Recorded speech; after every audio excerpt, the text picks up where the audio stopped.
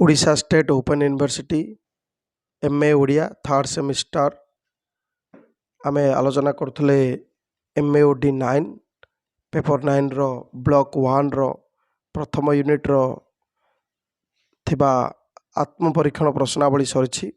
आज आलोचना करिबा द्वितीय एकक बा द्वितीय यूनिट ब्लॉक 1 संपादनार प्रकार भेद एथिरे थिबा आत्मपरीक्षण प्रश्नावली 3टी प्रश्न रही संक्षिप्त उत्तरमूलक। आज आमे ताहा आलोचना करिबा। प्रथम प्रश्न 1 रो क प्रश्न संपादनार प्रकार भेद लेखि प्रतिटी संपर्क रे संक्षिप्त विवरणी दियो। यह संक्षिप्त उत्तरमूलक प्रश्नावली अंतर्भुक्त अछि किंतु वास्तव रे यह दीर्घ उत्तरमूलक हेबो जे संपादनार प्रकार भेद लेखि प्रतिटी संपर्क रे संक्षिप्त विवरणी दियो। बर्तमान आमे याकू दीर्घ उत्तरमूलक हिसाब रे आलोचना करिबा। यार उत्तर कोन हेबो? प्रथमे संपादना विषय रे आलोचना करिबा। जेपरि कि संपादना यह एक व्यापक अर्थवाही शब्द, सकल क्षेत्र रे यार आवश्यकता रही। पूर्वर किंतु केवल ग्रंथ संपादना पत्र पत्रिका संपादना ए सबुरे याकू सीमित रखा जाउतला एही संपादनार अर्थ को, किंतु संप्रति वैद्युतिक माध्यम व्यापक प्रयोग हेतु सर्वसाधारण एही संपादना शब्दटी सहित बहुल रूपे परिचित। सिनेमा क्षेत्र में आम विभिन्न विभाग संपादना संपर्क में अवगत थिला बेले एबे जो टेली सीरियल सब आसुछि बा अन्य जो विशेष कार्यक्रम रो प्रसारण हेउछि से सब अवसर रे मध्य एही संपादना को व्यवहार करा जाउछि। तेणु इंग्राजी रे एडिटिंग शब्दर प्रतिशब्द होउछि एही संपादना।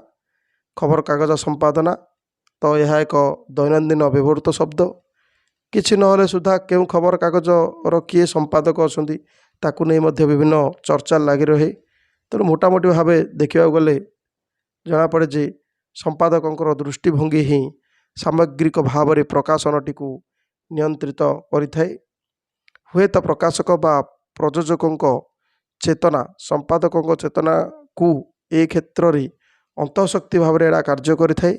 साधारण भाव रे संपादना कहले आमे बुझिबा कौन सी लेखा को आवश्यक संशोधन पूर्वक वाक्य को टिके अधिक भाव संवेदी करने माध्यम रे प्रभावशाली परिवेशन करवा यही कार्यटी होची संपादना। अर्थात संपादना प्रक्रिया माध्यम रे किछि पाठ को जोग करवा, किछि बाद देवा, शब्द बा वाक्यर पुनर्मार्जन आदि कार्य सब संपन्न करा जाय। उत्तम संपादना आहुरी भल लेखिबा को मध्य प्रेरणा जोगाई थाए। तेणु उत्तम संपादना कहले आमे केतरी कथा को बुझिबा जेपरिक सूचना और परिसंख्यान एकत्रीकरण होइतिबो। अर्थात लेखाटी को मुद्रण योग्य करने पूर्वर समग्र रचनाटी जो सूचना और परिसंख्यान उपर निर्भरशील सेगुड़ी सब ठीक स्थान रे सूचित करिवार आवश्यकता रहितिबो। तापर रही घनबद्धता अर्थात लेखाटी रे वर्णित घटना बा विषय वस्तु जदि अनावश्यक किसी विषय वस्तु को आधार करी तार कलेबर को वर्धित करथाए तेबे से क्षेत्र में ताकू काट छाट करी उपयुक्त बा यथायथ भाषा समन्वय रे ताकू टिके संक्षिप्त करी भाव संवेदी करवा ये हूँ घनबद्धता। तृतीय है उपयुक्त शीर्षक चयन अर्थात जो वर्णित विषय वस्तु से भितर जहाँ मध्य आकर्षक विषय थिले मध्य जदि शीर्षकटी आकर्षक न होइथिबो तार्थ शीर्षक जदि आकर्षण न करिवो ताहले तार मर्यादा हानि घटिबो। तेणु उपयुक्त शीर्षक मध्य चयन करिबा ये मध्य संपादनार अंशविशेष। सेहीपरि सुसहत जुक्तियुक्तता रहिथिबो अर्थात वर्णित विषय वस्तु को एक क्रमविन्यास बा क्रमविन्यस्त भाव में ताकू परिवेशन करा जायथिबो। सेथिप्रति मध्य जने उत्तम संपादक सबले ध्यान देवा पड़िबो। ताद्वारा पाठक उपरे ताहा निर्दिष्ट स्वयं संपूर्णतार प्रभाव पकेबो एवं शेष उपसंहार जेपरिक विषयटीर शेष लेखक जो प्रकार उपसंहार आनिथिले सुद्धा जने उत्तम संपादक कौन करती ना उपसंहार को अन्य एक चेतनार आयमारंभ बोली सूचनाटी से देइथांती। तद्वारा लेखाटी आउ टिके प्रभावशाली होता है। तेणु यही भाव में आम जाचे ये हूँ संपादना। किंतु आमर प्रश्न रही संपादनार प्रकार भेद लेखि प्रतिटी संपर्क में विवरण दियो। तेणु प्रथमे संपादना कौन से विषय टिके आम लिखा। ପରେ ଆମେ ଏହି ସମ୍ପାଦନାର ଆବଶ୍ୟକତା କ'ଣ ତା ବିଷୟରେ ଆଉ ଟିକେ ଲେଖିକି ଆମେ ପ୍ରବେଶ କରିବା ସମ୍ପାଦନାର ପ୍ରକାରଭେଦ ସମ୍ବନ୍ଧୀୟ।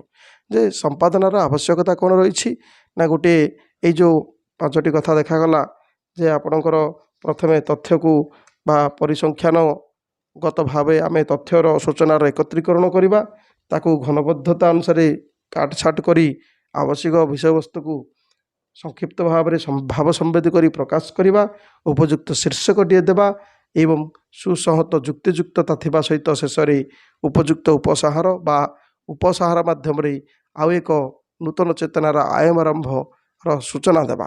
ଏହିଭଳି ଭାବରେ ଆମେ ସମ୍ପାଦନା କରିବା ହେତୁ ଗୋଟିଏ ପାଠ୍ୟପୁସ୍ତକ ହେଉ କିମ୍ବା ସମ୍ବାଦପତ୍ର କିମ୍ବା ଯେକୌଣସି ବିଷୟ ଅତି ସୁନ୍ଦର ଭାବେ ଆମର ପାଠକ ବା ଦର୍ଶକମାନଙ୍କ ପାଖରେ ତାହା ପହଞ୍ଚିପାରେ। ତେଣୁ ଇଏ ହେଉଛି ସମ୍ପାଦନା। ତେଣୁ ସମ୍ପାଦନାର ପ୍ରକାରଭେଦ ବର୍ତ୍ତମାନ ଆଲୋଚନା କରିବା। ସମ୍ପାଦନାର ପ୍ରକାରଭେଦ, ସମ୍ପାଦନା ମୁଖ୍ୟତଃ 2 ପ୍ରକାରର। ପ୍ରଥମ ପ୍ରକାର ସମ୍ପାଦନା ବର୍ଗରେ ଆମେ ଲେଖିଥିବା ସମୟରେ ସମ୍ପାଦନା କାର୍ଯ୍ୟଟି ତାତ୍କାଳିକ ସମାନ୍ତରାଳ ଭାବରେ କରିଚାଲିଥାଉ। ଲେଖିଥିବା ସମୟରେ ଧାଡ଼ିଏ 2 ଧାଡ଼ି ଲେଖୁ, ଆଉ ମନ ପରିବର୍ତ୍ତନ ଯଦି ହୋଇଗଲା ତାହେଲେ ଲେଖା ମଧ୍ୟ ବଦଳିଯାଏ। ପୁଣି ଥରେ ପୂର୍ବ ଲିଖିତ ବାକ୍ୟ ଗୁଡ଼ିକୁ ପୁନର୍ଗଠନ କରିବା ଲକ୍ଷ୍ୟ ନେଇ କେଉଁଠି କମାଟିଏ, କେଉଁଠି ସେମିକୋଲନ୍, ବ୍ୟବଚ୍ଛେଦ ଚିହ୍ନ ଏସବୁ ମଧ୍ୟ ପ୍ରୟୋଗ କରି ତା'ର ଭାବକୁ ବଦଳାଇବାର ଉପକ୍ରମ ଯଦି କରନ୍ତି ଲେଖକ, ତାହେଲେ ଇଏ ହେବ ଗୋଟିଏ ପ୍ରକାର ସମ୍ପାଦନା। ଇଏ ସେତେ ସମୟରେ ହିଁ ଲେଖିଲା ସମୟରେ ହିଁ ଇଏ କଣ୍ଟିନ୍ୟୁ ରହେ ବା ଚାଲୁ ରହେ। ତେଣୁ ପୂର୍ବରୁ କୁହାଯାଇଛି ସମ୍ପାଦନା କେବଳ ଯେ ସମ୍ପାଦକଙ୍କ ଦ୍ୱାରା ନୁହେଁ, ବରଂ ଏହା ଲେଖକ ଓ ସମ୍ପାଦକ ଉଭୟଙ୍କ ଦ୍ୱାରା ସମ୍ପନ୍ନ ହୋଇଥାଏ। ତେଣୁ ଲେଖୁ ଲେଖୁ ମଝିରେ ମଝିରେ ସମ୍ପୂର୍ଣ୍ଣ ନୂଆ ଚିନ୍ତା ଚେତନା ଯଦି ଲେଖକଙ୍କ ମନ ଭିତରକୁ ପଶି ଆସିଲା ତାହେଲେ ଲେଖାଟିକୁ ପୁନର୍ଲିଖନ ଦରକାର ହୁଏ। ତେଣୁ ଲେଖା ଚାଲିଥିବା ଯେଉଁ ଅନୁଚ୍ଛେଦଟି ସେ ସମୟରେ ଟିକେ ବଦଳି ଯିବାର ସମ୍ଭାବନାଟି ସୃଷ୍ଟି ହୁଏ। ତେଣୁ ସମ୍ପାଦନ କାର୍ଯ୍ୟ ଲେଖିବା କାର୍ଯ୍ୟ ସହିତ ସମତାଳରେ ଚାଲିଥାଏ। ଇଏ ହେଉଛି ଗୋଟିଏ ପ୍ରକାର ସମ୍ପାଦନା। ଆଉ ଗୋଟିଏ ପ୍ରକାର ସମ୍ପାଦନା ବା ଦ୍ୱିତୀୟ ପ୍ରକାର ସମ୍ପାଦନା କାର୍ଯ୍ୟ କୌଣସି ସମ୍ପୂର୍ଣ୍ଣ ଲିଖିତ କୃତିକୁ ନେଇ କରାଯାଏ। ମାନେ ଅଲରେଡ଼ି ସେଇଟା ଲିଖନ ସରିଛି କିନ୍ତୁ ତାକୁ ନେଇ ପୁଣି ଥରେ ସମ୍ପାଦନା କରାଯାଏ। ଏହି କ୍ଷେତ୍ରରେ ସମ୍ପୂର୍ଣ୍ଣ ଲେଖାଟିକୁ ସମ୍ପାଦକଙ୍କ ହାତକୁ ଟେକି ଦିଆଯାଏ, ଆଉ ସମ୍ପାଦକ ତାକୁ ମନ ଧ୍ୟାନ ଦେଇ ପଢ଼ନ୍ତି, ବୁଝନ୍ତି ଏବଂ ପ୍ରଦତ୍ତ ତତ୍ତ୍ୱକୁ ସେ ପରଖନ୍ତି। ସ୍ଥାନ, କାଳ, ପାତ୍ର ଏସବୁର ମୂଲ୍ୟରେ ତଉଲି ପାଠକୀୟ ଆବଶ୍ୟକତା ଆଉ ତାତ୍କାଳିକତା ମାନେ ସେହି ସମୟର ଆବଶ୍ୟକତାକୁ ଭିତ୍ତି କରି ତାକୁ ଆଧାର ରୂପେ ଗ୍ରହଣ କରି ପୁନର୍ମାର୍ଜନ କରନ୍ତି। ଲେଖାଟିକୁ ପୁନର୍ମାର୍ଜନ କରି ପୁଣି ଥରେ ତାହାକୁ ସୁନ୍ଦର ରୂପେ ଗଢ଼ି ତୋଳନ୍ତି। ତେଣୁ ଏହି କାମଟି କ'ଣ ହୁଏ ନା ସମ୍ପୂର୍ଣ୍ଣ ଭାବରେ ଜଣେ ସମ୍ପାଦକଙ୍କ ଦ୍ୱାରା ସମ୍ପନ୍ନ ହୋଇଥାଏ। ତେଣୁ ଇଏ ମଧ୍ୟ ଗୋଟିଏ ପ୍ରକାର ସମ୍ପାଦନା। ତେଣୁ ଏହିଭଳି ଭାବରେ ମୋଟାମୋଟି ଭାବେ ଦେଖିଲେ ସମ୍ପାଦନାକୁ ଆମେ 2 ଭାଗ କରିବା। ଏତଦ୍ ବ୍ୟତୀତ ସମ୍ପାଦନାକୁ ଆଉ କିଛି ପ୍ରକାରଭେଦ ଅନୁସାରେ ତାକୁ ଆମେ ଭାଗ କରିପାରିବା, ଯେପରିକି ପାଠ୍ୟପୁସ୍ତକ ସମ୍ପାଦନା, ସମ୍ବାଦପତ୍ର ସମ୍ପାଦନା, ପତ୍ରିକା ସମ୍ପାଦନା, ସାକ୍ଷାତକାର ସମ୍ପାଦନା, ସେହିପରି ରହିଛି ପୋଥି ସମ୍ପାଦନା ଏବଂ ବିଶେଷାଙ୍କ ସମ୍ପାଦନା, ୱିକିପିଡ଼ିଆ ସମ୍ପାଦନା, ଭାଷା ସମ୍ପାଦନା, ବୈଷୟିକ ସମ୍ପାଦନା, ଲେଖକୀୟ ସମ୍ପାଦନା, ଗ୍ରନ୍ଥ ସମ୍ପାଦନା, ଏମିତି ସବୁ ପ୍ରକାର ଭେଦରେ ଆମେ ସମ୍ପାଦନାକୁ ବିଭକ୍ତ କରିପାରିବା।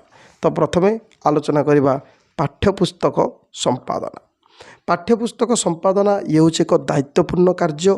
ଛାତ୍ରଛାତ୍ରୀ, ଶିକ୍ଷକ, ଅଭିଭାବକ ଏହା ସହିତ ଯେହେତୁ ପ୍ରତ୍ୟକ୍ଷ ଭାବେ ଜଡ଼ିତ ହୋଇ ରହିଥାନ୍ତି ଏବଂ ସରକାରଙ୍କ ଦ୍ୱାରା ମଧ୍ୟ ପାଠ୍ୟକ୍ରମକୁ ସ୍ୱୀକୃତି ପ୍ରଦାନ କରାଯାଇଥାଏ, ତେଣୁ ପାଠ୍ୟପୁସ୍ତକ ସମ୍ପାଦନା ଏକ ଗୁରୁତ୍ୱପୂର୍ଣ୍ଣ କାର୍ଯ୍ୟ। ସରକାରଙ୍କର ନୀତି ନିୟମ ଆଦର୍ଶ ପାଠ୍ୟକ୍ରମ ମାଧ୍ୟମରେ ପ୍ରତିଫଳନ ହୋଇଥାଏ। ତେଣୁ ପାଠ୍ୟପୁସ୍ତକ ସମ୍ପାଦନା ସବୁବେଳେ ଅଭିଜ୍ଞ ଶିକ୍ଷକ ବା ଅଧ୍ୟାପକମାନଙ୍କୁ ନେଇ କରାଯାଇଥାଏ। ତଥ୍ୟଗତ ତ୍ରୁଟିକୁ ଦୂର କରିବା ସହ ନିର୍ଭୁଲ ରୂପେ ମୁଦ୍ରଣ ଏହାର ପ୍ରମୁଖ ଏଥିପାଇଁ ଆବଶ୍ୟକତା। ଆଉ ପୁସ୍ତକରେ ଥିବା ତଥ୍ୟ, ପରିସଂଖ୍ୟାନ, ନାମ ବା ସଂଜ୍ଞା, ଶୀର୍ଷକ ଏସବୁକୁ ପାଠ୍ୟପୁସ୍ତକ ସମ୍ପାଦକ ଟେକ୍ନିକ୍ ଭାବେ ପଢ଼ି ବୁଝି ଭଲ ରୂପେ ଧ୍ୟାନ ଦେବା ଆବଶ୍ୟକତା ରହିଛି। ସମୟ ସମୟରେ ସରକାରୀ ଦଳକୁ ସୁହାଇଲା ଭଳି ତଥ୍ୟ ବା ତତ୍ତ୍ୱ ପାଠ୍ୟପୁସ୍ତକ ମାନଙ୍କରେ ସମ୍ପାଦକ ରଖି ବିରୋଧୀ ଦଳ ଆଉ ଜନସାଧାରଣମାନଙ୍କର ଦ୍ୱାରା ମଧ୍ୟ ସମାଲୋଚିତ ହୋଇଥାନ୍ତି। ତେଣୁ ପାଠ୍ୟପୁସ୍ତକ ସମ୍ପାଦନା କଲାବେଳେ ଏହାର ସମ୍ପାଦକ ଏ ଯାବତୀୟ ବିଷୟକୁ ନଜର ରଖିବାକୁ ଅତି ଜରୁରୀ ଆବଶ୍ୟକ ଅଟେ। ସେହିପରି ଆଉ ଏକ ହେଲା ସମ୍ବାଦପତ୍ର ସମ୍ପାଦନା। ସମ୍ବାଦପତ୍ର ଏହା ହେଉଛି ଏକ ଗଣମାଧ୍ୟମ ଯାହାକି ସବୁବେଳେ ସର୍ବସାଧାରଣଙ୍କ ସହିତ ସମ୍ପୃକ୍ତ ହୋଇ ରହିଥାଏ। ତେଣୁ ଏହା ଯେଉଁ ଭାଷାରେ ପ୍ରକାଶିତ ହୁଏ ତାହା ସେହି ଭାଷାଭାଷୀ ଲୋକଙ୍କର ମାନକ ଭାଷାକୁ ଆଧାର କରି ପ୍ରକାଶିତ ହୋଇଥାଏ। ତେଣୁ ସମ୍ବାଦପତ୍ରର ସମ୍ପାଦନା ଜାତୀୟ ଦାୟିତ୍ୱ ବହନ କରେ। ଦୈନିକ ସମ୍ବାଦପତ୍ରରେ ନିୟମିତ ସମ୍ବାଦମାନ ପହଞ୍ଚିବାରେ ଲାଗିଥାଏ। ନିର୍ଦ୍ଦିଷ୍ଟ ସମୟ ମଧ୍ୟରେ ଅନେକ ପ୍ରକାର ସମ୍ବାଦ ଆସୁଥିଲେ ମଧ୍ୟ ସୀମିତ ସମୟ ମଧ୍ୟରେ ତା'ର ସମ୍ପାଦନା ଏବଂ ପ୍ରକାଶନ କରିବାକୁ ହୁଏ। ତେଣୁ ସମ୍ବାଦପତ୍ର ସମ୍ପାଦନା ନିମନ୍ତେ ବହୁ ସହ ସମ୍ପାଦକ, ବାର୍ତ୍ତା ସମ୍ପାଦକ ଏମିତି ସବୁ ସହକାରୀ ସମ୍ପାଦକମାନେ ମଧ୍ୟ କାର୍ଯ୍ୟ କରିଥାନ୍ତି। କେଉଁ ସମ୍ବାଦ ପ୍ରକାଶଯୋଗ୍ୟ ତାହାକୁ ପ୍ରଥମେ ସ୍ଥିର କରିବାକୁ ପଡ଼େ। ପରେ ତାହାର ଶବ୍ଦ ସୀମା କେତେ ଶବ୍ଦରେ ସେହି ଖବରକୁ ପରିବେଷଣ କରାଯିବ ତାହା ମଧ୍ୟ ସମ୍ପାଦନାର ଅନ୍ୟ ଏକ କାର୍ଯ୍ୟ। ସମ୍ପାଦକ ଏହା ମଧ୍ୟ ସ୍ଥିର କରନ୍ତି କେତେ ଶବ୍ଦରେ ଖବରଟିକୁ ପରିବେଷଣ କରାଯିବ। ତୃତୀୟରେ ଏହିଭଳି ତତ୍ତ୍ୱ ଘଟଣା ସମ୍ପାଦନା କରାଯିବ ଯାହା କୌଣସି ଦ୍ୱନ୍ଦ୍ୱ କିମ୍ବା କୌଣସି ସଙ୍କଟ ସୃଷ୍ଟି କରୁନଥିବ। ଚତୁର୍ଥ କଥା ହେଲା ଯେ ପ୍ରତିଟି ସମ୍ବାଦ ବା ଲେଖା ଭଲ ହେବାକୁ ପଡ଼ିବ। ଆକର୍ଷଣୀୟ ଶୀର୍ଷକ ସ୍ଥିର କରିବାକୁ ପଡ଼ିବ। ତେଣୁ ଏସବୁ ଦାୟିତ୍ୱ ହେଉଛି ସମ୍ବାଦପତ୍ର ସମ୍ପାଦନା କରୁଥିବା ସମ୍ପାଦକଙ୍କର। ଶେଷରେ ଖବରକାଗଜଟି ସୁଖପାଠ୍ୟ କରିବା ନିମନ୍ତେ ତଥା ସମ୍ବାଦପତ୍ର ପଠନ ନିମନ୍ତେ ଯେଉଁ ପାଠକୀୟ କ୍ଷୁଧା ସୃଷ୍ଟି ସେ ଉଦ୍ଦେଶ୍ୟରେ ମଧ୍ୟ ସମ୍ପାଦନାର କୌଶଳକୁ ପ୍ରୟୋଗ କରିବା ସମ୍ପାଦକଙ୍କର ଅନ୍ୟତମ କର୍ତ୍ତବ୍ୟ। ତେଣୁ ସମ୍ବାଦପତ୍ରର ସମ୍ପାଦନା ଏହା ଏକ ସ୍ପର୍ଶକାତର ଦାୟିତ୍ୱ। ତେଣୁ ଏହାକୁ ଯଦି ଆମେ ନିଭେଇବା ତାହେଲେ ସେଥିପାଇଁ ପାରଦର୍ଶିତାର ଆବଶ୍ୟକତା ରହିଛି। ଇଏ ହେଉଛି ଆଉ ଏକ ପ୍ରକାର ସମ୍ପାଦନା। ସେହିପରି ପତ୍ରିକା ସମ୍ପାଦନା। କୌଣସି ପ୍ରକାଶକ ବା ସମ୍ପାଦକ ପତ୍ରିକାଟିଏ ପ୍ରକାଶ କରିବା ପଛରେ ଗୋଟିଏ ନିର୍ଦ୍ଦିଷ୍ଟ ଆଭିମୁଖ୍ୟ ରଖିଥାନ୍ତି। ଆଉ ସେହି ଆଭିମୁଖ୍ୟକୁ ହିଁ ପ୍ରତିଫଳିତ କଲା ଭଳି ସେ ଲେଖାକୁ ସଂଗ୍ରହ କରନ୍ତି ଏବଂ ସେ ମୁତାବକ ନିଜେ ସମ୍ପାଦନା କରି ଧାରାବାହିକ ଭାବେ ନିରବଚ୍ଛିନ୍ନ ଭାବେ କାର୍ଯ୍ୟ କରି ଶେଷରେ ପତ୍ରିକାଟିକୁ ସେ ପ୍ରକାଶ କରିଥାନ୍ତି। ନିୟମିତ ପତ୍ରିକା ପ୍ରକାଶନ କାଳରେ କେତେକ କ୍ଷେତ୍ରରେ ବିଷୟଭିତ୍ତିକ ସ୍ୱତନ୍ତ୍ର ସଂଖ୍ୟା ମଧ୍ୟ ପ୍ରକାଶିତ ହେବାର ଲକ୍ଷ୍ୟ କରାଯାଏ। ଏ କ୍ଷେତ୍ରରେ କ'ଣ କରନ୍ତି ନା ସେହି ସମାନ ସମ୍ପାଦକଙ୍କୁ ଦାୟିତ୍ୱ ଦେବା ଅପେକ୍ଷା ବେଳେବେଳେ ପ୍ରକାଶକ ନିର୍ଦ୍ଦିଷ୍ଟ ବିଷୟ ଉପରେ ବିଶେଷତ୍ୱ ଅର୍ଜନ କରିଥିବା କିଛି ପ୍ରଭାବଶାଳୀ ବ୍ୟକ୍ତି ବା ପ୍ରତିଭାଧାରୀ ବ୍ୟକ୍ତିଙ୍କୁ ମଧ୍ୟ ସମ୍ପାଦନାର ଦାୟିତ୍ୱ ଅର୍ପଣ କରିଥାନ୍ତି। ଆଉ ଏହା ମଧ୍ୟ ବିଧେୟ। ଏହାଦ୍ୱାରା କ'ଣ ହୁଏ ନା ପତ୍ରିକା ସମ୍ପାଦନା ଆଉ ଟିକିଏ ଉଚ୍ଚମାନର ହୋଇଥାଏ। ତେଣୁ ପତ୍ରିକା ସମ୍ପାଦନା ଇଏ ମଧ୍ୟ ସମ୍ପାଦନାର ଗୋଟିଏ ପ୍ରକାର। ସେହିପରି ସାକ୍ଷାତକାର ସମ୍ପାଦନା ସିଏ ସମ୍ବାଦପତ୍ର ହେଉ ଅଥବା ପତ୍ରପତ୍ରିକା ସବୁଥିରେ ସାକ୍ଷାତକାର ହେଉଛି ଗୋଟିଏ ପ୍ରମୁଖ ଅଂଶ। ସବୁଥିରେ ଆପଣମାନେ ସାକ୍ଷାତକାର ଆସିଥିବାର ଦେଖିପାରିବେ। ତେଣୁ ସମାଜରେ ଯେଉଁମାନେ ପ୍ରତିଷ୍ଠା ଲାଭ କରିଥାନ୍ତି ସେହିଭଳି ବ୍ୟକ୍ତିବିଶେଷ ସେମାନଙ୍କର ବ୍ୟକ୍ତିଗତ ଜୀବନ ସେମାନଙ୍କର ସମ୍ବନ୍ଧୀୟ ରୋଚକ ତଥ୍ୟ କଥା ଏସବୁକୁ ସମସ୍ତେ ଜାଣିବାକୁ ସବୁବେଳେ ଆଗ୍ରହ ରଖୁଥିବାରୁ ଏହି ସାକ୍ଷାତକାର ସମ୍ପାଦନା ଅତି ଜରୁରୀ। ସାକ୍ଷାତକାର ନେଉଥିବା ସମ୍ପାଦକଙ୍କର ପାଇଁ ଏହା ଅତି ଗୁରୁତ୍ୱପୂର୍ଣ୍ଣ ଅଟେ। ସାହିତ୍ୟ, ରାଜନୀତି, କ୍ରୀଡ଼ା, ବିଜ୍ଞାନ, ଶିକ୍ଷା ଆଦି କ୍ଷେତ୍ରରେ ପ୍ରତିଷ୍ଠିତ ବା ପ୍ରତିଷ୍ଠା ଲାଭ କରିଥିବା ସେମାନଙ୍କୁ ମୁହାଁମୁହିଁ ବସାଇ ସେମାନଙ୍କୁ ବିଭିନ୍ନ ପ୍ରଶ୍ନ ପଚାରି ତାଙ୍କର ଉତ୍ତର ଗୁଡ଼ିକୁ ପ୍ରଶ୍ନୋତ୍ତର କ୍ରମରେ ପ୍ରଶ୍ନୋତ୍ତର ଛଳରେ ଆସୁଥିବା କଥା ଗୁଡ଼ିକୁ ସେସବୁ ପ୍ରଥମେ ଲିଖନ କରନ୍ତି ଏବଂ ପରେ ସେସବୁକୁ ସଜାଡ଼ି ସେହି ବ୍ୟକ୍ତିଙ୍କ ସହିତ ଆଲୋଚନା କରିଥିବା ପ୍ରଶ୍ନ ଏବଂ ଉତ୍ତର ଗୁଡ଼ିକୁ ସେ ସାକ୍ଷାତକାର ଭାବରେ ପ୍ରକାଶ କରନ୍ତି ସମ୍ବାଦପତ୍ରରେ କିମ୍ବା ପତ୍ରିକାରେ। ସମାଜର ଶୀର୍ଷ ସ୍ଥାନରେ ଥିବା ବ୍ୟକ୍ତିଟିର ସାକ୍ଷାତକାର ନେଉଥିବା ବ୍ୟକ୍ତିଙ୍କର କ'ଣ ହେବ ନା ସବୁବେଳେ ତୁଳନାତ୍ମକ ଜ୍ଞାନ ଥିବା ଆବଶ୍ୟକତା ରହିଛି, ଅଭିଜ୍ଞତା ରହିଥିବା ଆବଶ୍ୟକତା ରହିଛି। ତେବେ ଯାଇ ସେହି ସମ୍ପାଦକ ଜଣକ ନିଜର ଏହି ଜ୍ଞାନ ଓ ଅଭିଜ୍ଞତା ବଳରେ ଏହି ପ୍ରଭାବଶାଳୀ ବ୍ୟକ୍ତିଙ୍କୁ ବିଭିନ୍ନ ପ୍ରଶ୍ନ ପଚାରି ସେ ବିଭିନ୍ନ ପ୍ରକାରର ମନକୁ ଆକର୍ଷଣ କଲା ଭଳି ନୂଆ ନୂଆ ରୋଚକ ତଥ୍ୟ ଆସିଲା ଭଳି ପ୍ରଶ୍ନ ପଚାରନ୍ତି ଏବଂ ତାଙ୍କଠାରୁ ଉତ୍ତର ଆଦାୟ କରି ସେସବୁକୁ ଅତି ସୁନ୍ଦର ଭାବେ ସଜ୍ଜୀକରଣ କରି ପ୍ରକାଶ କରନ୍ତି।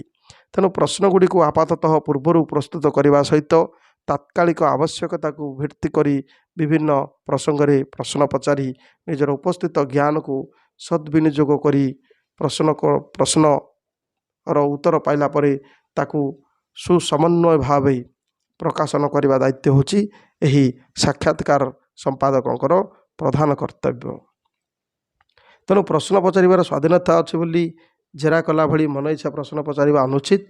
प्रश्न गुड़ी को प्रश्नकर्ता एपरी भाव में पचारे जेपरिक सार्वजनीनता रहिबो एवं से सर्वसाधारण जिज्ञासा पूर्ण होला भली सामर्थ्य थिबो। तेणु यही प्रभावशाली व्यक्ति विशेष को बा प्रतिभाधारी व्यक्ति विशेष को समाजर विभिन्न क्षेत्र में नाम करथिबा साहित्यिक समाजसेवी ए समस्तंकर साक्षात्कार को अति सुंदर भाव में संवादपत्र कि पत्रिकार जी प्रकाश करते से होते साक्षात्कार संपादक। यह हूँ एक प्रकार संपादना। परवर्ती है पोथी संपादना। प्राचीन भारतीय लिखन कला को अध्ययन कले जना जाए जे आमर चतुर्थ शताब्दी भारत में लिखन कलार प्रचलन थिला। प्रथमे भूर्जपत्र, तालपत्र, पटवस्त्र, चमड़ा ये सबू को लिखन सामग्री भाव व्यवहार करी या उपरि लेखा जाउथुला। ताम्रफलक बा ताम्रपत्र मध्य अन्य एक लिखन उपकरण भाव में चतुर्थ शतक प्रचलित थिबार प्रमाण आमे चीन परिव्राजक फाइहान विवरणी जानीपारू। प्रस्तर गात्र खोदे होता शिलालेख, हाथीगुंफा शिलालेख, धौली शिलालेख, जौगड़ शिलालेख ये सब आज उपलब्ध। तेणु मुद्रण जंत्रर प्रचलन पर्यंत ये सब माध्यम ही चित्रित, अंकित, लिखित, खोदित रूप में आम अनेक राजादेश साहित्य सब पाई थाउ। अथच ताकू सर्वसाधारण पाठ करि पारंती नाही कि बुझी पारंती नाही। ए सबुरी आम साहित्य, इतिहास, संस्कृति सब प्रतिफलित होइतिबा हेतु जेहेतु यह सर्वसाधारण बुझीपारती नहीं, तेणु यह उद्धार करी यार पाठोद्धार करी शुद्ध मूल रूप को आजिर भाषा उपस्थापन करने एक गुरुत्वपूर्ण कार्य एवं यही कार्यटी करवा होछि पोथी संपादना। अर्थात विभिन्न जो तालपत्र, पोथी, शिलालेख ये सब जाक को पठन करी आजिर भाषा आजिकाली कहुवा साधारण जनता बुझिला भली भाषा ताहार अर्थ को प्रकाश करिबा ताहा होछि एही पोथी संपादना। तेणु शत सहस्र काव्य, पुराण ये सब जो तालपत्र पोथी मध्य साहित्य हो रही से समग्र कृति गुड़ी को पाठोद्धार करी पोथी संपादना कले ताहा जनमानस रे प्रसार लाभ करे। तेणु यही पोथी संपादना करने एक कला अटे। यह एकाधिक पांडुलिपि बा प्रतिलिपि को अध्ययन करी ताको विचार विश्लेषण पूर्वक तार शुद्ध पाठ निर्णय करने एक व्यक्तिगत व्यापार नुह, यह एक गोष्ठीगत व्यापार। बहुत लोक एथिपाई नियोजित होइथांती। पाठोद्धार करी संपादना काल रे गवेषणा लब्ध अनुध्यान विस्तृत भाव में मध्य प्रदान करिवार आवश्यकता रही। आवश्यक स्थले टीका प्रदान करने सहित पाठक मान निकट में बोधगम्य होला परी भाषा यह संपादक जनक परिवेषण करती। तेणु ये हूँ पोथी संपादना। संपादनार अन्य एक प्रकार संपादना ये तापर रही विशेषांक संपादना। विशेषांक संपादना अनेक संपादक वर्ष मध्य विभिन्न विशेषांक विभिन्न उपलक्ष्य सब प्रकाश करथांती। जेमतिक महिला विशेषांक अंतर्जातीय महिला दिवस अवसर रे, लेखिका विशेषांक केवल लेखिका मानकर से भितर लेखा थिबो, लेखक विशेषांक लेखक मानकर केवल लेखा थिबो, रथयात्रा विशेषांक जगन्नाथ संबंधी रथ संबंधी, विषुव विशेषांक, शीत विशेषांक, वर्षा विशेषांक इत्यादि। तेणु विभिन्न विषय को आधार करी विशेष संख्या मान सब प्रकाशित होता है। यह सबूर संपादना सही विषय उपरे पारदर्शी व्यक्ति को प्रदान कले तार सुफल अधिक मिलवार संभावना रही है। पुस्तक मेला अवसर में कौन पत्रिकार विशेष संख्या प्रकाशित होबार थिले कौन आयोजक बा संपादक हाथ में जदि ताहा समर्पित हुए तेबे ताहार सौकर्य संपादित हो पार। अनुरूप भाव में जेकोसी विशेष संख्या प्रकाश पाइबार थिले सही विषय रे स्वीकृति प्राप्त व्यक्ति बा कौन प्रभावशाली प्रतिभाशाली व्यक्ति को यही ବିଶେଷାଙ୍କ ସମ୍ପାଦନା କାର୍ଯ୍ୟ ପ୍ରଦାନ କରାଗଲେ ଏହାର ସୁଫଳ ସମସ୍ତେ ପାଇପାରନ୍ତି। ତେଣୁ ଏହି ବିଶେଷାଙ୍କ ସମ୍ପାଦନା ଅନ୍ୟ ଏକ ପ୍ରକାରର ସମ୍ପାଦନା ଅଟେ। ସେହିପରି ରହିଛି ୱିକିପିଡ଼ିଆ ସମ୍ପାଦନା। ଆଜିକାଲି ତ ପାଠକ ଗୋଷ୍ଠୀ ମୁଦ୍ରିତ ମାଧ୍ୟମ ଅପେକ୍ଷା କମ୍ପ୍ୟୁଟର ମାଧ୍ୟମରେ ମୋବାଇଲ ମାଧ୍ୟମରେ ବହୁତ ତଥ୍ୟ ପଠନ କରିବାର ଅଧ୍ୟୟନ କରିବାର ସୁଯୋଗ ପାଉଛନ୍ତି, ଏହାକୁ ମଧ୍ୟ ପସନ୍ଦ କରୁଛନ୍ତି। ଇଣ୍ଟରନେଟ୍ରେ ଯେଉଁ ଉପଲବ୍ଧ ରହିଛି ତଥ୍ୟ ଲେଖା ଗୁଡ଼ିକୁ ଅଧ୍ୟୟନ କରି ତା'ର ସାର କଥାକୁ ସଂଗ୍ରହ କରି ପାଠକ ଗୋଷ୍ଠୀ ଆଜି ମନେ ରଖିବାକୁ ଅଧିକ ଇଚ୍ଛା କରୁଛନ୍ତି। ତେଣୁ ୱିକିପିଡ଼ିଆରେ ସମ୍ପାଦନା ନିମନ୍ତେ ମଧ୍ୟ ସୁଯୋଗ ରହିଛି, ଯେଉଁଠିକି ବିଭିନ୍ନ ତଥ୍ୟକୁ ଯୋଗ କରିବା, କିଛି ଅନାବଶ୍ୟକ ତଥ୍ୟକୁ ବାଦ୍ ଦେବା, ଢାଞ୍ଚାଗତ ସମ୍ପାଦନା କରିବା, ଏହିସବୁର ସୁଯୋଗ ରହିଥାଏ। ଯଦ୍ୱାରା କି ପାଠକ ନିଜର ଇଚ୍ଛା ଓ ରୁଚି ମୁତାବକ ସମ୍ପାଦନା କାର୍ଯ୍ୟଟି ୱିକିପିଡ଼ିଆ ପୃଷ୍ଠାରେ ହିଁ କରିପାରିଥାଏ। ଏହି କ୍ଷେତ୍ରରେ ସମ୍ପାଦନା କାଳରେ ସୃଜନଶୀଳତାର ଭୂମିକା ଢେର ଅଧିକ ଥାଏ। ସମ୍ପାଦନା କାଳରେ ନିଜର ପରିଚୟ ଦେଇ କେଉଁ ତଥ୍ୟର ପରିମାର୍ଜନ କଲେ କ'ଣ ହୋଇପାରିବ ସେ ସମ୍ପର୍କରେ ନିଜର ମତ ଦେବାର ଅବାଧ ସ୍ୱାଧୀନତା ମଧ୍ୟ ରହିଛି। ମାତ୍ର ସେଥିରେ ଗୋଟିଏ ସର୍ତ୍ତ ରହିଛି। ସର୍ତ୍ତ ଅନୁସାରେ ୱିକିପିଡ଼ିଆରେ ସମ୍ପୃକ୍ତ ସମ୍ପାଦନା ମଣ୍ଡଳୀ ଆପଣଙ୍କ ସମ୍ପାଦିତ ଅଂଶର ସତ୍ୟାସତ୍ୟ ନିରୂପଣ କରିବେ। ତେଣୁ ୱିକିପିଡ଼ିଆରେ ଯେଉଁମାନେ ତଥ୍ୟ ଦେଉଛନ୍ତି, ଲେଖା ଦେଉଛନ୍ତି, ସେସବୁକୁ ପୁଣି ୱିକିପିଡ଼ିଆର ଏକ ସମ୍ପାଦନା ମଣ୍ଡଳୀ ରହିଥାଏ। ସେମାନେ ଆପଣଙ୍କର ତଥ୍ୟର ସତ୍ୟାସତ୍ୟ ବିଚାର କରି ତାହାକୁ ସେମାନେ ସମ୍ପାଦନ କରନ୍ତି। ତେଣୁ ୱିକିପିଡ଼ିଆ ଏହାର ପ୍ରଥମ ପୃଷ୍ଠାରେ ହିଁ ଦେଖିବାକୁ ମିଳିବ ଯେ ସଭିଙ୍କୁ ଲେଖିବା ଓ ସମ୍ପାଦନାର ସୁଯୋଗ ଦେଉଥିବା ଏକ ଖୋଲା ଜ୍ଞାନକୋଷ ହେଉଛି ୱିକିପିଡ଼ିଆ। ଏହା ଜୁନ୍ 3, 2002 ମସିହାରୁ ଆରମ୍ଭ ହୋଇଥିଲା ଏବଂ ଏଥିରେ ଉପଲବ୍ଧ ପ୍ରସଙ୍ଗ ସଂଖ୍ୟା ବର୍ତ୍ତମାନ ସୁଦ୍ଧା ହେଲାଣି 12,929, ମାନେ ଯାହାକି ମେ 2017ର ତଥ୍ୟ ଅନୁସାରେ। ସମସ୍ତ ବିଦ୍ୟାର୍ଥୀଙ୍କୁ ଅନୁରୋଧ, ଆପଣମାନେ ମଧ୍ୟ ଏହି ୱିକିପିଡ଼ିଆ ପୃଷ୍ଠାକୁ ଖୋଲିପାରିବେ ଏବଂ ନିଜେ ମଧ୍ୟ ସମ୍ପାଦନା ନିମିତ୍ତ ତଥ୍ୟ ଯୋଗାଇ ପାରିବେ, କିନ୍ତୁ ତାହାକୁ ୱିକିପିଡ଼ିଆ ସମ୍ପାଦନା ମଣ୍ଡଳୀ ତର୍ଜମା କରିବେ, ସତ୍ୟାସତ୍ୟ ଅନୁସନ୍ଧାନ କରିବେ, ସେଥିରୁ କିଛି ବାଦ୍ ଦେବେ, ସେଥିରେ କିଛି ଯୋଗ କରିବେ, ଏଇଭଳି ଭାବରେ କରି ଆପଣଙ୍କର ତଥ୍ୟକୁ ପରିବେଷଣ କରିବେ। ତେଣୁ ଏହିସବୁ କାର୍ଯ୍ୟକୁ କୁହାଯିବ ୱିକିପିଡ଼ିଆ ସମ୍ପାଦନା। ଇଏ ମଧ୍ୟ ସମ୍ପାଦନାର ଏକ ପ୍ରକାର ଭେଦ ଅଟେ, ଭେଦ ଅଟେ। ସେହିପରି ରହିଛି ଭାଷା ସମ୍ପାଦନା। ଯେକୌଣସି ବିଷୟ ହେଉନା କାହିଁକି ଯଦି ତାହା ଯଥାଯଥ ଭାବରେ ଉପସ୍ଥିତ ହୋଇପାରିଲା ତେବେ ତା'ର ଗ୍ରହଣ ଯୋଗ୍ୟତା ରହିବ। ଏ କ୍ଷେତ୍ରରେ ଉଭୟ ତଥ୍ୟ ଆଉ ଭାଷା ଉଭୟର ଗୁରୁତ୍ୱ ରହିଛି। ଲେଖା ଗୁଡ଼ିକର ଭାଷାଗତ ସମତା ରକ୍ଷା ମଧ୍ୟ ଏକାନ୍ତ ଜରୁରୀ। ଲେଖକ ଓ ପାଠକ ତାଙ୍କ ମଧ୍ୟରେ ଉତ୍ତମ ଯୋଗାଯୋଗ ରକ୍ଷା କରିବାକୁ ହେଲେ, ଯୋଗାଯୋଗ ଯଦି ଉତ୍ତମ ରୂପେ ଲେଖକ ପାଠକ ମଧ୍ୟରେ ଯୋଗାଯୋଗ କରିବାକୁ ଇଚ୍ଛା, ତେବେ ଭାଷାଜନିତ ମାନ ରକ୍ଷା କରିବାର ଦାୟିତ୍ୱ ଅଧିକ ରହିଛି। ସମ୍ପାଦକ ଜଣେ ଉତ୍ତମ ସଂଯୋଜକର ଭୂମିକାରେ ଅବତୀର୍ଣ୍ଣ ହେବାକୁ ପଡ଼ିବ। ତଥ୍ୟ, ବନାନ, ପରିସଂଖ୍ୟାନ, ବ୍ୟାକରଣ ଏବଂ ପରିବେଷଣ ଶୈଳୀ ପ୍ରତି ତୀକ୍ଷ୍ଣ ଦୃଷ୍ଟି ଦେବା ସମ୍ପାଦକଙ୍କ ଦାୟିତ୍ୱ। କେବଳ ଯେ କଂସେଇ ଭଳି କାଟଛାଟ କରିଦେବା ଏହା ଶୋଭା ପାଇ ନାହିଁ ସମ୍ପାଦକଙ୍କୁ। ଯଦି ଚାପୁଡ଼ା ମାରି ପିଠି ଥାପୁଡ଼ାଇବାର ପ୍ରକୃତି ରହିବ ତେବେ ଯାଇ ସମ୍ପାଦନା କାର୍ଯ୍ୟ ଉନ୍ନତତର ହେବ।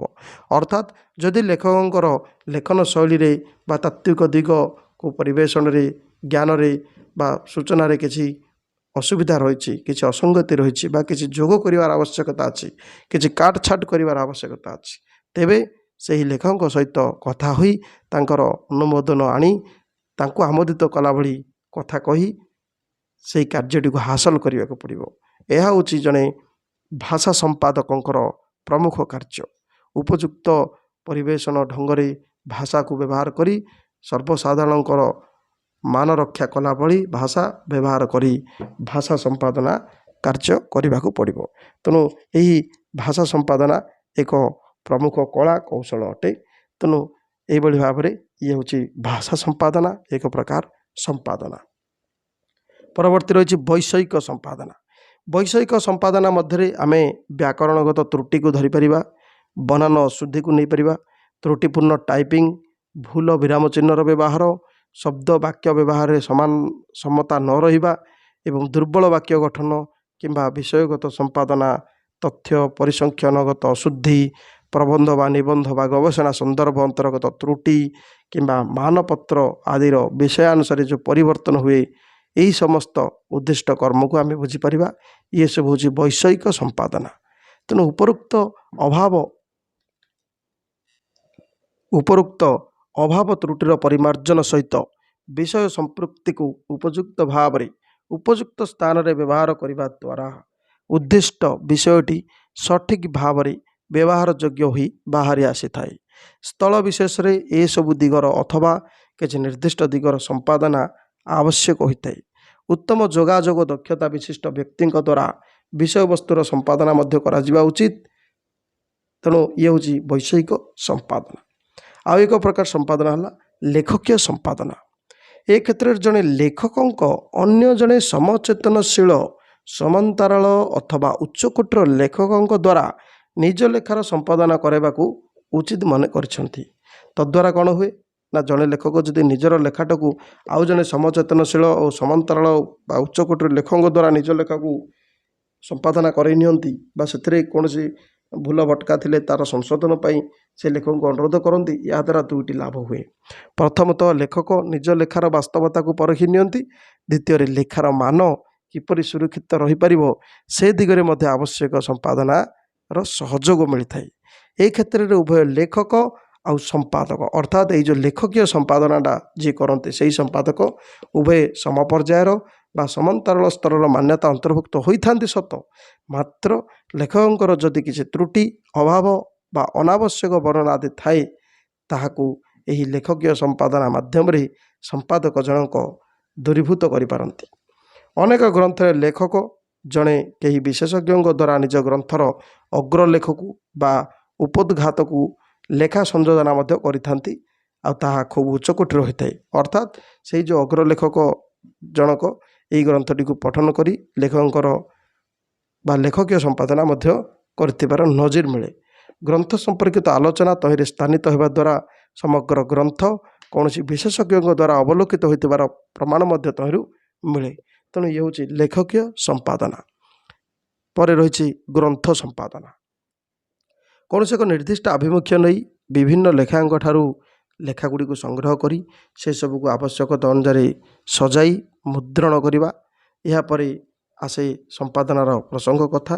ବିଭିନ୍ନ ଲେଖକଙ୍କ ଦ୍ୱାରା ରଚିତ ଲେଖାଗୁଡ଼ିକୁ କିପରି ସୁସମନ୍ୱୟ ଏବଂ ପ୍ରସଙ୍ଗ କୈନ୍ଦ୍ରିକତା ବଜାୟ ରଖି ତାହାକୁ ସମ୍ପାଦନା କରାଯିବ, ଇଏ ହେଉଛି ଗ୍ରନ୍ଥ ସମ୍ପାଦକଙ୍କର କାର୍ଯ୍ୟ। ଏହି କ୍ଷେତ୍ରରେ ସମ୍ପାଦକଙ୍କୁ ପ୍ରଥମେ ନିର୍ଣ୍ଣୟ କରିବାକୁ ପଡ଼ିବ କଥାଶିଳ୍ପୀ ସୁରେନ୍ଦ୍ରଙ୍କ ଗଳ୍ପ ଅଥବା ଉପନ୍ୟାସ କେଉଁ ବିଭାଗଟିକୁ ସେ ଗ୍ରହଣ କରିବାକୁ ଚାହାନ୍ତି। ତାପରେ ସେସବୁର ରୂପାୟିତ ପ୍ରସଙ୍ଗ, ଚରିତ୍ର, ବର୍ଣ୍ଣନା ଶୈଳୀ ଓ ଅନ୍ୟାନ୍ୟ ସମାଲୋଚନାତ୍ମକ ଦିଗ ଏହିଭଳି ଭାବରେ ସଜେଇ ସେ ଯଦି ସୁରେନ୍ଦ୍ର ମହାନ୍ତିଙ୍କର ଉପରେ ଏକ ଗ୍ରନ୍ଥକୁ ସମ୍ପାଦନା କରିବେ ତେବେ ତାହା ନିଶ୍ଚିତ ରୂପେ ପାଠକୀୟ ଆଦୃତି ଲାଭ କରିବ। ତେଣୁ ଆବୁରୁ ଜାବୁରୁ ତଥ୍ୟ ବିଶ୍ଳେଷଣ ବର୍ଣ୍ଣନା ଏସବୁକୁ କାଟିଦେଇ ବା ଯାହାକି ଅସ୍ପଷ୍ଟତା ସୃଷ୍ଟି କରିବ ସେସବୁକୁ ବାଦ୍ ଦେଲେ ପାଠକୀୟ ଶ୍ରଦ୍ଧା ନିଶ୍ଚିତ ରୂପେ ସେ ସାଉଁଟିବେ। ତେଣୁ ସମ୍ପାଦକଙ୍କର ରୁଚି ଓ ଆଭିମୁଖ୍ୟ ଭଳି ପାଠକୀୟ ରୁଚି ଓ ଆଭିମୁଖ୍ୟରେ ମଧ୍ୟ ସ୍ପଷ୍ଟତା ରହିବାକୁ ପଡ଼ିବ। ଏଣୁ ଗ୍ରନ୍ଥ ସମ୍ପାଦନା କଲାବେଳେ ଉପଯୁକ୍ତ ଢଙ୍ଗରେ ଲେଖା ସଂଗ୍ରହ ଠାରୁ ଆରମ୍ଭ କରି ମୁଦ୍ରଣ ଯାଏଁ ସମ୍ପାଦକଙ୍କ ଗୁରୁତ୍ୱପୂର୍ଣ୍ଣ ଭୂମିକା ରହିଛି। ତେଣୁ ଏହିଭଳି ଭାବରେ ବିଭିନ୍ନ ପ୍ରକାର ସମ୍ପାଦନା ରହିଛି। ତେଣୁ ସମ୍ପାଦନା ଏକ ଜଟିଳ କାର୍ଯ୍ୟ। ଏହା କିଛି ସ୍ତର ଦେଇ ମଧ୍ୟ ଘଟିଥାଏ। ଯେପରିକି ପ୍ରଥମ ସ୍ତରରେ ବିଷୟବସ୍ତୁର ସମ୍ପାଦନା। ଏହି କ୍ଷେତ୍ରରେ ଦେଖିବାକୁ ହେବ ଯେ ଲେଖାଟିରେ ପ୍ରଦତ୍ତ ତଥ୍ୟ, ନାମ, ଘଟଣା ଏସବୁ ଯେପରି ନିର୍ଭୁଲ ଓ ତଥ୍ୟ ସମ୍ବଳିତ ହୋଇଥିବ। ଦ୍ୱିତୀୟ ସ୍ତରରେ ଗଠନ ବିଧି ସମ୍ପାଦନା ଅର୍ଥାତ୍ ଆରମ୍ଭରୁ ଶେଷ ପର୍ଯ୍ୟନ୍ତ ପ୍ରଦତ୍ତ ସମସ୍ତ ଜ୍ଞାତବ୍ୟ ବିଷୟର କ୍ରମାନୁସାରେ ଯେପରି ପରିବେଶିତ ହୋଇଥିବ ତାକୁ ମଧ୍ୟ ନଜର କରିବାକୁ ପଡ଼ିବ। ତୃତୀୟ ସ୍ତର ହେଉଛି ଶୈଳୀ ସମ୍ପାଦନା। ଉପସ୍ଥାପିତ ବିଷୟଟି ଶୈଳୀ ନିତାନ୍ତ ଭାବରେ ସରଳ ଶୈଳୀ ସର୍ବସ୍ୱ ହୋଇଥିବାକୁ ପଡ଼ିବ। ଉପସ୍ଥାପନା ଶୈଳୀ ଯେତେ ସରଳ, ପରିଚ୍ଛନ୍ନ ଆଉ ଚେତନା ଉଦ୍ରେକକାରୀ ହୋଇଥିବ ସେଟା ସେତେ ଭଲ। ଶେଷରେ ଚତୁର୍ଥ ସ୍ତର ଉପସ୍ଥାପନା ସମ୍ପାଦନା। ଯେକୌଣସି ବିଷୟ ସମ୍ପାଦନା କାଳରେ ଭୁଲ ତ୍ରୁଟି ପ୍ରତି ସଚେତନ ହେବା ଆବଶ୍ୟକ। ଏହା ହେଉଛି ସମ୍ପାଦନାର ଚତୁର୍ଥ ସ୍ତର। ତେଣୁ ଏହି ଚତୁର୍ଥ ସ୍ତରରେ ପହଞ୍ଚିଲା ବେଳକୁ ଲେଖାଟିର ଭୁଲ ତ୍ରୁଟି ଓ ଉପସ୍ଥାପନା ବୈଷମ୍ୟ ସମ୍ପୂର୍ଣ୍ଣ ଭାବେ ଦୂରୀଭୂତ ହେବା ଆବଶ୍ୟକ। ଏହିପରି ଭାବରେ ରହିଥିଲା ସମ୍ପାଦନା ଏବଂ ସମ୍ପାଦନାର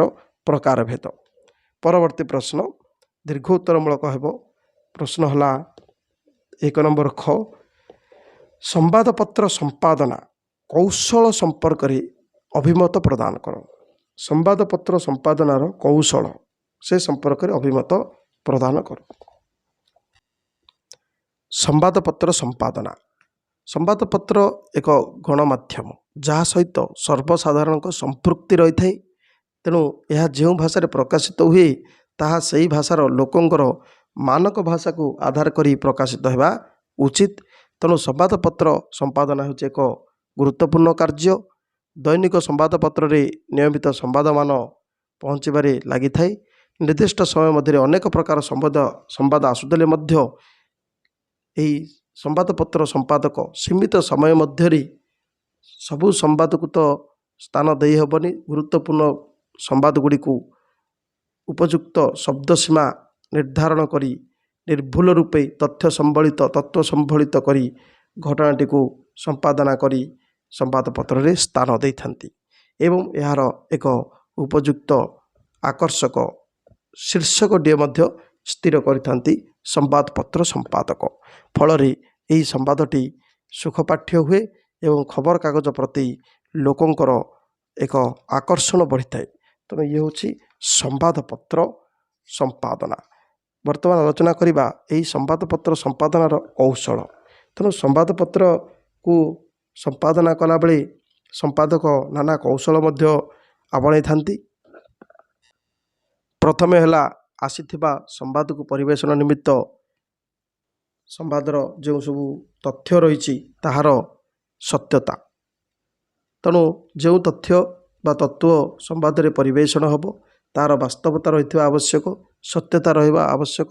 ଏହା ପ୍ରତି ସମ୍ପାଦକ ଧ୍ୟାନ ଦିଅନ୍ତି। ତେଣୁ ତଥ୍ୟ ସମ୍ବଳିତ ଖବରକୁ ସମ୍ପାଦକ ପରିବେଷଣ କରାନ୍ତି। ଏହା ସହିତ ଉପଯୁକ୍ତ ଭାବେ ଲେଖାକୁ ଧ୍ୟାନ ଦିଆଯାଏ। ବନାନ ପ୍ରତି ମଧ୍ୟ ଦୃଷ୍ଟି ଦେବା ସମ୍ପାଦକଙ୍କ କର୍ତ୍ତବ୍ୟ। କାରଣ କେତେ ଗୁଡ଼ିଏ ଅତି ସାଧାରଣ ଶବ୍ଦ, ନୂଆ ଶବ୍ଦ ମଧ୍ୟ ସମୟ ସମୟ ଆଖିରୁ ଖସିଯାଇ ଭୁଲ ରୂପେ ମୁଦ୍ରିତ ହେବାର ନମୁନା ଦେଖିବାକୁ ମିଳେ। ତେଣୁ ଏଥିପ୍ରତି ସମ୍ପାଦକ ଯତ୍ନବାନ ହେବା ଉଚିତ, ନହେଲେ ଏହା ପାଠକୀୟ ଆଦୃତି ଲାଭ କରିବ ନାହିଁ। ତେଣୁ ଲେଖା ମଧ୍ୟରେ ଯଦି କିଛି ସଂଖ୍ୟା ସାରଣୀ ବା ସଂଖ୍ୟା ସମ୍ବଳିତ କିଛି ତଥ୍ୟ ଥାଏ ତେବେ ସେସବୁକୁ ମଧ୍ୟ କିପରି ତ୍ରୁଟିଶୂନ୍ୟ ରୂପେ ପ୍ରକାଶ କରାଯିବ। ବ୍ୟାକରଣଗତ ବନାନ ଶୁଦ୍ଧି, ବ୍ୟାକରଣ ଶୁଦ୍ଧି ମଧ୍ୟ ସମ୍ବାଦପତ୍ର ଗୁଡ଼ିକରେ ରହିବା ବାଞ୍ଛନୀୟ। ଶୈଳୀ ମଧ୍ୟ ସୃଜନଶୀଳ ଲେଖା ହେବା ଦରକାର। କୌଣସି ଗୋଟିଏ ଖବରକୁ ବାରମ୍ବାର ବିଭିନ୍ନ ଖବରକାଗଜରେ ଯେଉଁଭଳି ଭାବରେ ପ୍ରକାଶ ପାଇଥାଏ ସେହିଭଳି ନ ଲେଖି ସମ୍ପାଦକ ଆଉ ଟିକେ ଭିନ୍ନ ରୂପେ ପରିବେଷଣ କରିବା ଆବଶ୍ୟକତା ରହିଛି ଏବଂ ଉପଯୁକ୍ତ ଢଙ୍ଗରେ ସମ୍ବାଦପତ୍ର ସମ୍ପାଦକ ଖବରକୁ ପ୍ରକାଶ କଲା ପରେ ଲେଖାକୁ ସଂଶୋଧନ କରାଯାଏ ବା ପ୍ରୁଫ୍ ରିଡ଼ିଂର ମଧ୍ୟ ଆବଶ୍ୟକତା ରହିଥାଏ, ଯେଉଁଥିରେ କି କମ୍ପ୍ୟୁଟର ପରଦାରେ ଟାଇପ୍ କଲା ପରେ ସେସବୁକୁ ଆଉ ଟିକେ ତର୍ଜମା କରିବାର ଆବଶ୍ୟକତା ଥାଏ। ସେଥିରେ ଯଦି ବନାନଗତ ଅଶୁଦ୍ଧି ବା କୌଣସି ଅଧିକ ଲେଖା ବା କିଛି ତଥ୍ୟ ନିର୍ଭୁଲ ଭାବରେ ନ ରହି କିଛି ଭ୍ରାନ୍ତି ସୃଷ୍ଟି କରୁଥିବ ତେବେ ସେସବୁକୁ ମଧ୍ୟ DTP ପରେ ସଂଶୋଧନର ଆବଶ୍ୟକତା ରହିଛି। ଏହିପରି ଭାବରେ ଉପଯୁକ୍ତ ଭାବରେ ଲେଖାଟିକୁ ପାଠ କରି ସଂଶୋଧନ କରି ଏବଂ ତତ୍ସମ୍ବନ୍ଧୀୟ ସୁନ୍ଦର ଚିତ୍ରଟିଏ ସଂଲଗ୍ନ କରି ବା ସାରଣୀଟିଏ ବା ତଥ୍ୟ ଥିବା ସାରଣୀକୁ ପ୍ରକାଶ କରି ମଧ୍ୟ ସମ୍ବାଦପତ୍ର ସମ୍ପାଦକ ଉପଯୁକ୍ତ ଭାବରେ ମନକୁ ଆକର୍ଷଣ କଲା ଭଳି ଏକ ଖବର ବା ସମ୍ବାଦକୁ ପରିବେଷଣ କରିଥାନ୍ତି, ଯାହାକି ପାଠକୀୟ ଆଦୃତି ଲାଭ କରେ। ତେଣୁ ଏହିସବୁ କୌଶଳକୁ ସମ୍ବାଦପତ୍ର ସମ୍ପାଦନା ସମୟରେ ଆପଣାଇବା ଉଚିତ। ପରବର୍ତ୍ତୀ ପ୍ରଶ୍ନ ତୃତୀୟ ବା 1ର ଗ ପ୍ରଶ୍ନ ଯେ ପତ୍ର ପତ୍ରିକାର ଭାଷା ସମ୍ପାଦନାର ସ୍ୱତନ୍ତ୍ରତା କ'ଣ? ପତ୍ର ପତ୍ରିକାର ଭାଷା ସମ୍ପାଦନାର ସ୍ୱତନ୍ତ୍ରତା କ'ଣ?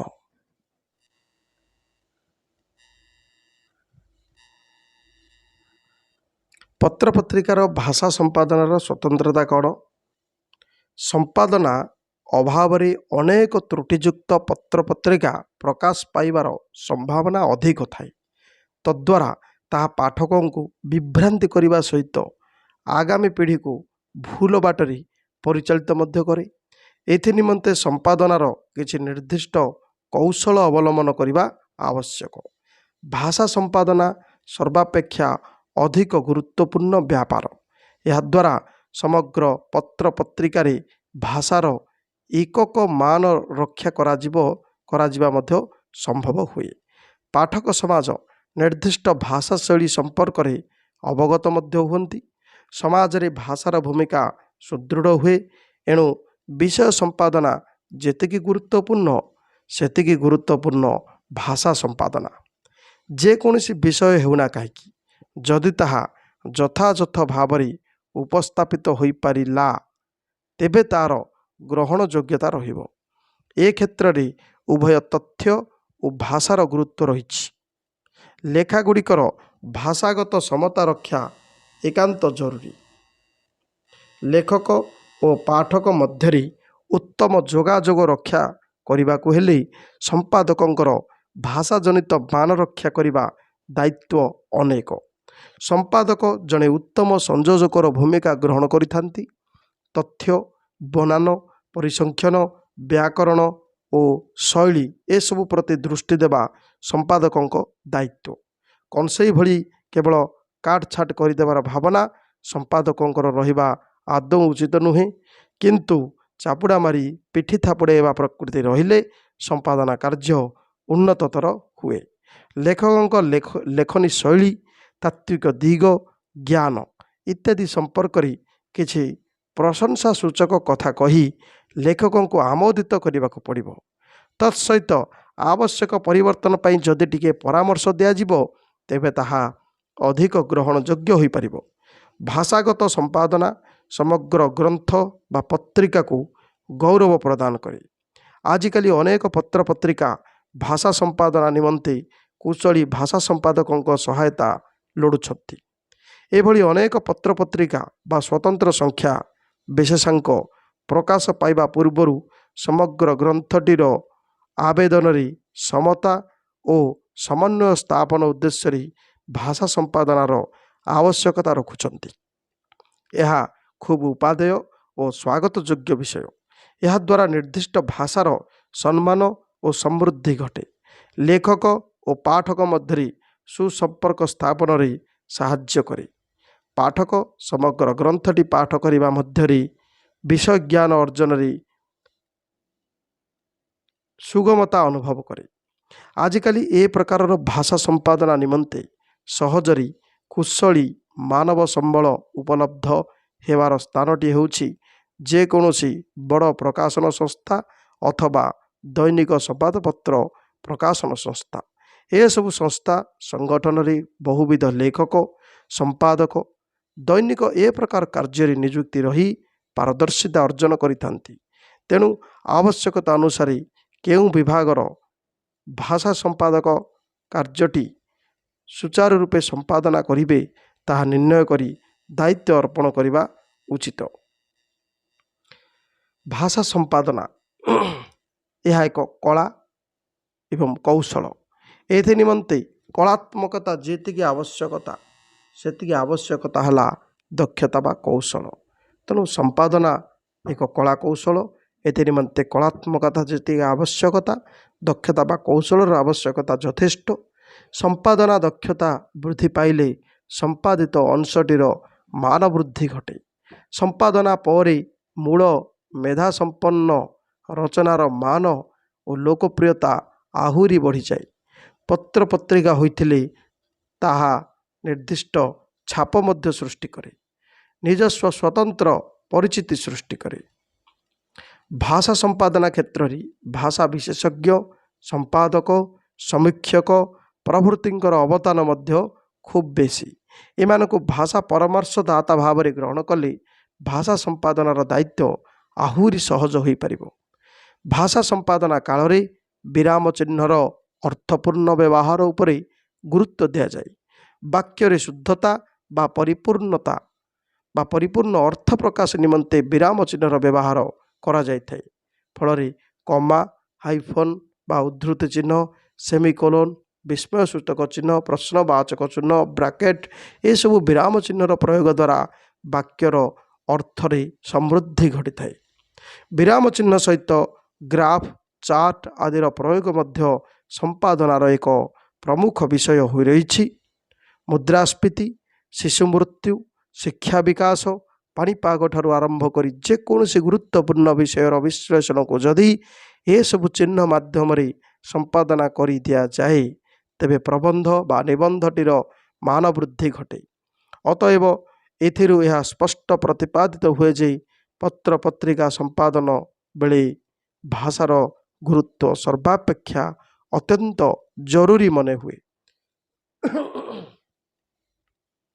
आजिकाली ओडिया संवाद पत्र ये कथा देखा मिलूँ, भावना जनकर और भाषा आउ जनकर।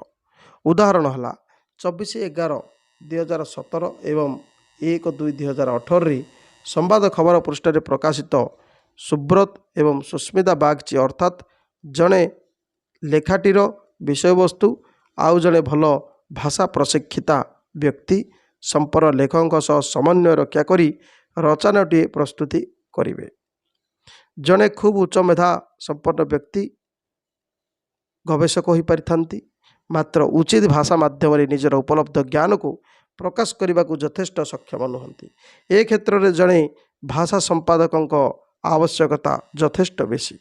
उपरोक्त आलोचनारू यह जनापड़े जे पत्र पत्रिकार संपादना क्षेत्र में भाषार स्वतंत्र मर्यादा तथा गुरुत्वबोध रही। पत्र पत्रिका संपादना क्षेत्र में उपयुक्त भाषा प्रयोगर अभाव विषय वस्तुर गुरुत्व संकुचित हो जिबार संभावना को एड़ाई देई हेब नाही। संपादकों भाषा क्षेत्र में प्रवीणता रहिबा आवश्यक।